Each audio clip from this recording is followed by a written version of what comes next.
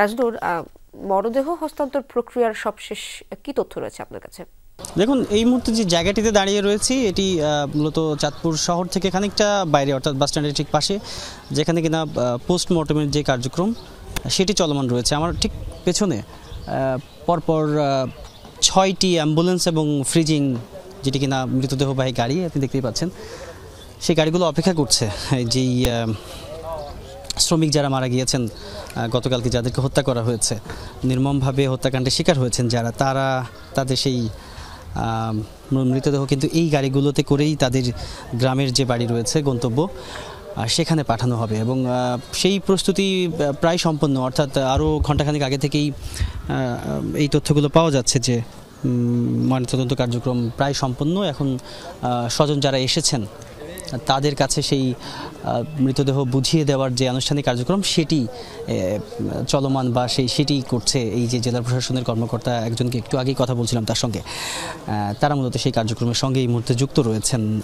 একজনের পরিবারের সদস্যদের এখন পর্যন্ত আসলে সেই অর্থে এই ঘটনাস্থলে, অর্থাৎ এই জায়গাটিতে এখন পর্যন্ত পাওয়া যায়নি, যার ফলে কিন্তু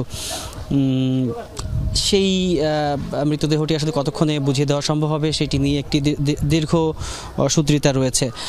তবে সেটি হয়তো সম্পন্ন হতে খুব বেশি সময় কিংবা আর হয়তো আধা ঘন্টার মধ্যেই যে 6টি অ্যাম্বুলেন্স রয়েছে তাতে হয়তো সেই মরদেহ তোলা হবে। ইশরাত, তারপর আরেকটি বিষয় জানতে চাই, মামলা দায়ের বা হত্যার মোটিভ সম্পর্কে কোনো অগ্রগতি রয়েছে কিনা?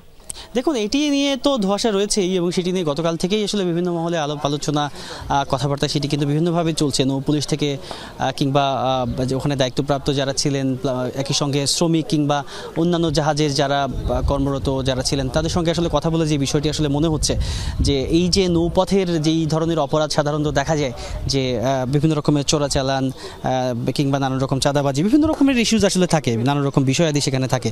তবে এই হত্যাকাণ্ডের আসলে কি মোটিভ সেটি নিয়ে এখন পর্যন্ত কেউ পরিষ্কারভাবে বলতে পারছে না। আসলে একটা পক্ষ থেকে বলা হচ্ছিল প্রাথমিক পর্যায়ে যে ডাকাতি থেকে এই ঘটনার সূত্রপাত হতে পারে, কিন্তু সারবাহী একটি জাহাজ কিংবা সেখানে আসলে সেই অর্থে কোনো টাকা পয়সা কিংবা মূল্যবান কোনো সামগ্রী সেরকম কিছু ছিল না। সব মিলে আসলে ডাকাতি করার উদ্দেশ্যে যদি কোনো দুর্বৃত্ত যদি সেখানে হামলা করে থাকে কিংবা কোনো একটা দল সেখানে হামলা করে থাকে, তো সেই ক্ষেত্রে তো জাহাজ থেকে সেই মূল্যবান মালামাল কিংবা টাকা পয়সা সেগুলো খাওয়া যাওয়ার কথা, কিন্তু তেমনটি কিন্তু হয়নি। মূলত সারবাহী সেই জাহাজে শ্রমিকদের সাথে থাকা যে টাকা পয়সা কিংবা তাদের সঙ্গে থাকা যে অর্থকড়ি, সেগুলো কিন্তু কোনো কিছুই খাওয়া যায়নি। সব মিলে আসলে এই বিষয়টা নিয়ে বেশ ভালো রকমের এখনও ধোঁয়াশা রয়েছে। তদন্ত কাজ এর মধ্যে আইনশৃঙ্খলা বাহিনী যারা, তারা শুরু করেছেন। হয়তো আরও খানিকটা সময় গেলে সব পক্ষের সঙ্গে কথাবার্তা বলে কিংবা ঘটনার পেছনের আরও কোনো ঘটনা আছে কিনা সেই বিষয়গুলো পরবর্তী সময়ে জানা যাবে। ইশরাত, তাজনুর, অনেক ধন্যবাদ আপনাকে।